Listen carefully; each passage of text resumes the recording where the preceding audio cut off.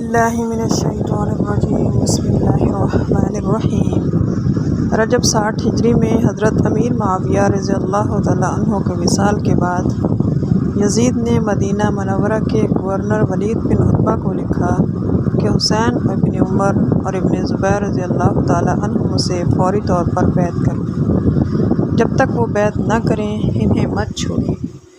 امام حسین رضی اللہ تعالیٰ عنہ نے یزید کی بیعت سے انکار کیا اور مکہ تشریف لے گئے۔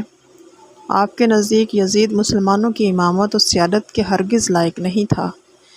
امام حسین رضی اللہ تعالیٰ عنہ کو کوفیوں نے متعدد خطوط لکھے اور کئی مقاصد بھیجے جو آپ کوفے آئے۔ ہمارا کوئی امام نہیں ہے، ہم آپ سے بیعت کریں گے۔ خطوط اور قاصدوں کی تعداد اس قدر زیادہ تھی کہ امام حسین رضی اللہ تعالیٰ عنہ نے یہ سمجھا کہ مجھ پر ان کی رہنمائی کے لیے اور انہیں فاسق و فاجر کی بیعت سے بچانے کے لیے جانا ضروری ہو گیا ہے۔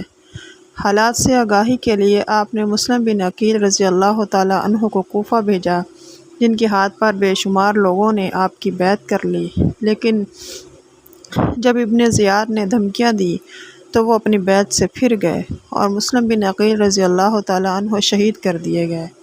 آپ کو ان کی شہادت اور اہل کوفہ کی بے وفائی کی خبر اس وقت ملی جب آپ مکہ سے کوفہ کی طرف روانہ ہو چکے تھے۔ امام حسین رضی اللہ تعالیٰ عنہ کی شہادت کا یہ واقعہ ہے اور یہ ان کے قافلے میں بچے، خواتین، مرد کل ملا کر 82 نفوس شامل تھے، جو کہ جنگ کے ارادے سے نہیں آئے تھے۔ ان کے مقابلے کے لیے یزیدی فوج 22,000 تھی۔ ان کے باوجود ظالموں نے اہل بیت اتحار پر دریائے فرات کا پانی بند کر دیا۔ 3 دن کے بھوکے پیاسے امام علی مقام وہیں پر موجود تھے۔ 18 اہل بیت اور دیگر 54 جانثاروں کے ہمراہ 10 محرم 61 ہجری کو کربلا میں نہایت ہی بے دردی سے شہید کر دیے گئے۔